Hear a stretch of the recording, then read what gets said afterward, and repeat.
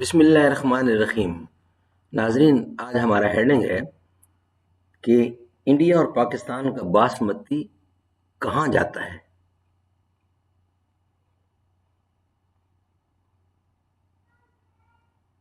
India اور پاکستان کا باسمتی چاول کی بات ہو رہی ہے، یہ جاتا کہاں ہے؟ یہ آج کا 10واں ولاگ ہے جو ہم آپ کے سامنے لا رہے ہیں۔ ناظرین، اس سوال کے جواب سے باسمتی کی سیاست اور کاروبار کا ایک اور ورق کھلتا ہے۔ خلیجی ممالک انڈیا کی سب سے بڑی منڈی یعنی سب سے بڑے خریدار ہیں۔ پچھلے 4 سالوں میں ایران، سعودی عرب، عراق، متحدہ عرب امارات، کویت اور یمن نے انڈیا سے باسمتی کی زیادہ سے زیادہ خریداری کی ہے۔ انہی اعداد و شمار سے یہ بھی پتہ چلتا ہے کہ انڈیا کے اعلیٰ 5 درآمدی کنندگان یعنی خلیجی ممالک میں انڈیا باسمتی کا 70% حصہ خریدا جاتا ہے، جبکہ پاکستان کا 40% باسمتی یورپ جاتا ہے اور باقی آسٹریلیا اور خلیجی ممالک کو برآمد ہوتا ہے۔ گزشتہ چند سالوں میں یورپ میں پاکستانی باسمتی کی کھپت میں اضافہ ہوا ہے، جس کی بڑی وجہ جراثیم کش ادویات ہیں۔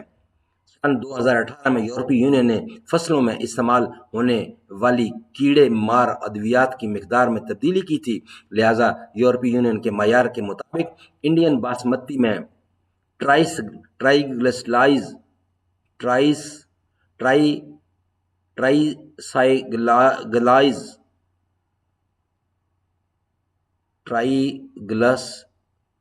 کی مقدار بہت زیادہ پائی جاتی ہے۔ ٹرائسائکلازول کی مقدار بہت زیادہ پائی جاتی ہے۔ اس دوا کا استعمال فنگس کو روکنے کے لیے کیا جاتا ہے۔ دوسری جانب پاکستان کی باسمتی میں اس دوا کی مقدار کم تھی، لہٰذا یورپی یونین نے پاکستان اور زیادہ باسمتی کی درآمد شروع کر دی۔ اگر انڈیا کو جی آئی ٹیگ مل جاتا تو کیا یورپی ممالک میں باسمتی برآمد کرنے کے لیے انڈیا کو پیسٹ سائڈز کا کم چھڑکاؤ کرنا ہوگا؟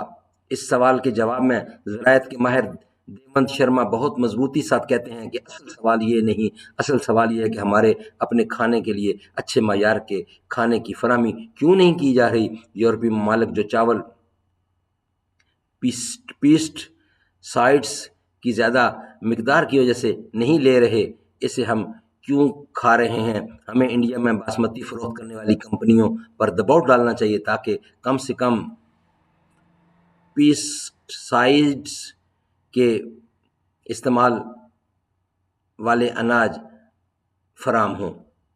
یہ بھی پڑھیے، یہ انشاءاللہ باقی حصہ ہے، بعد میں پیش کریں گے آپ کے سامنے اس کی بقیہ، لیکن آج ہم یہاں ہی اکتفا کرتے ہیں۔ آج کے تینوں ولاگ چاولوں کے بارے میں کمپلیٹ ہوئے۔